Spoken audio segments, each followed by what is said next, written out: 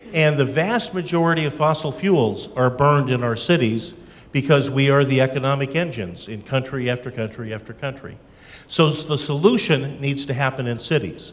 Now that's okay because there are some very hopeful things about that. People who live in cities are more efficient. They have smaller carbon footprints than people who live on the outskirts of cities. And so we need to make our cities compelling places for people to want to live and work and play in closer proximity to one another. Now for me in Seattle, that was a challenge because we're, as many of you who are geography majors know, we're in the western United States. And in the western United States, cities have some commonalities. And one of those is that we hate sprawl and we despise density. And it turns out you really can't have it both ways. You've got to make some choices. And so we had literally a 2-year-long conversation in Seattle about what kind of a place did we want it to be? What kind of a city did we want it to be when it grew up? And we decided as a community that we wanted it to be a 24/7 city.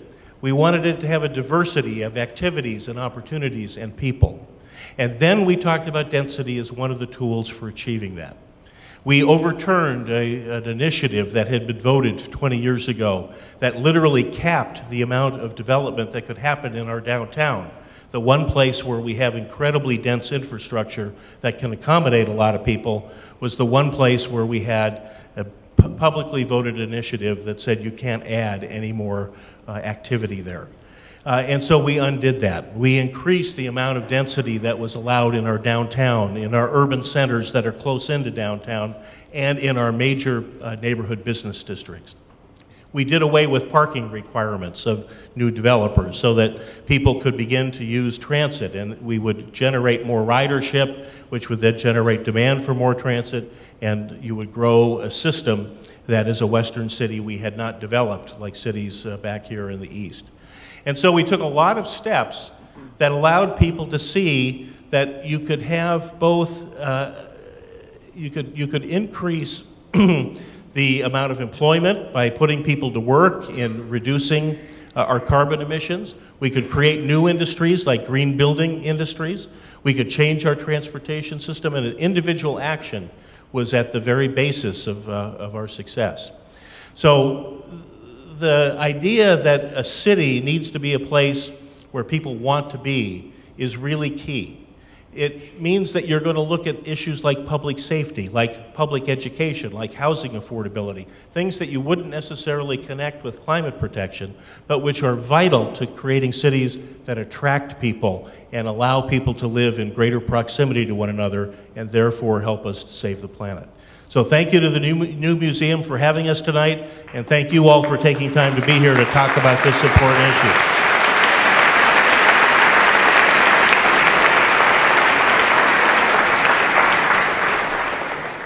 And finally, from Philadelphia, where I think he has an election the week after next, Mayor Michael Nutter.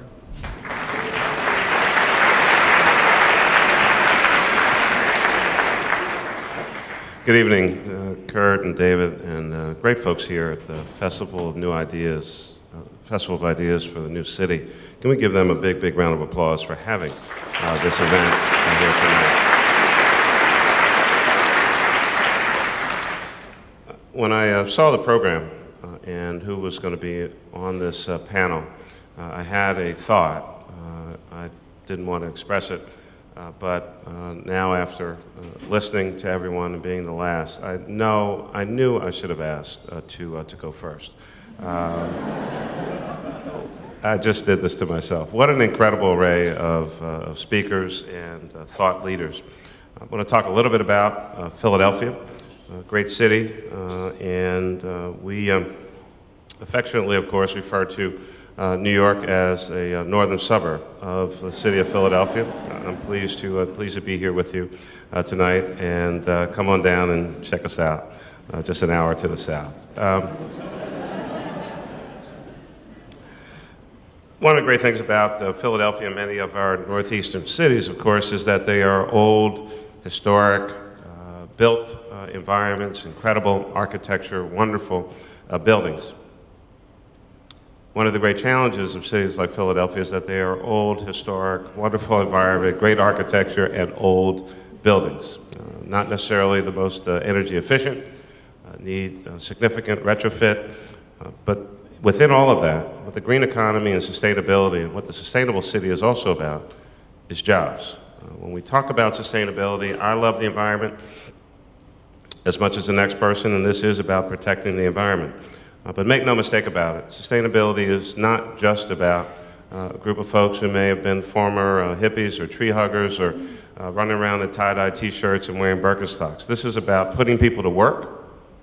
It's about a new economy. It's about rebuilding many of our communities, and that's what's going on in Philadelphia. In 2009, we released our plan to become the greenest city in the United States of America, GreenWorks Philadelphia. It's a healthy competition around the country. We share our information with everyone. Every city should be a great green city in this country. Cities are where innovation is taking place. It's where the competition is. It's where the people are. As my good friend Mayor Nichols said, more people live in cities now all around the world than anywhere else. And they're growing. Philadelphia is growing, and many other cities across the country. And so, when we look at sustainability for Philadelphia, 15 measurable goals dealing with the city environment, reducing energy costs, and again, creating jobs and economic opportunity. We're changing our zoning code. We only waited 40 years to do that. We wanted to wait a little while and see how it was really working out.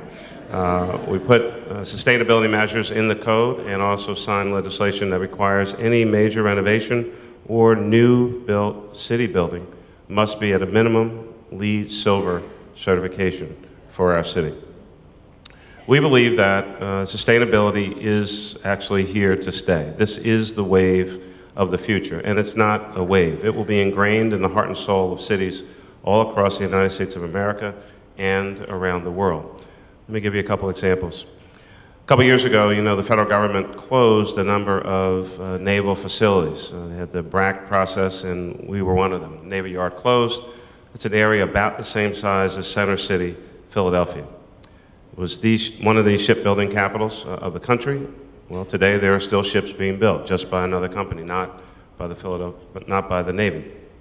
8,000 plus people work there, over 110 businesses. It is becoming the clean technology center of the United States of America for innovation and commercialization. Companies like the Mark Group, a UK-based company, decided to come and build their US headquarters in Philadelphia because they realized that we were serious about being a great green city, bringing jobs and economic opportunity to Philadelphia. We received a $129 million grant from the US Department of Energy to create this Greater Philadelphia Innovation Cluster for research and commercialization of building efficiency measures because of the investments that we've made in our city. GlaxoSmithKline decided to not only stay in Philadelphia, but build an $80 million LEED Platinum certified building with incredible open space for their employees, also retaining 1,300 jobs in the city of Philadelphia. So cities that get this, and cities that make these investments are the cities that will compete, because companies increasingly are not only looking at tax structure, they're also looking at assets, they're looking at place, they're looking at the fact that their employees want to know now when they interview, what's your green policy here at this company? Companies, employees are asking these kinds of questions and making decisions about what companies they work for based on their policies. And so this is an exciting time in public service. I could not be more excited about some of the things that we're doing, and whether it's recycling, putting up a new solar panel array down in our water department, putting solar panels on top of the women's prison in Philadelphia, the first of its kind. It heats all of the water in that facility. This is a time of innovation. Because of the economy, it's also causing many of us to rethink a lot of things that we're doing, not only to save money, but to compete in the future marketplace. So I look forward to the panel discussion. I really do appreciate the opportunity to be here with you tonight. This is a discussion, if I could suggest, this is a discussion that needs to take place, this festival of ideas needs to take place all across the United States of America. Cities are the incubators of innovation in the United States. Thank you very much.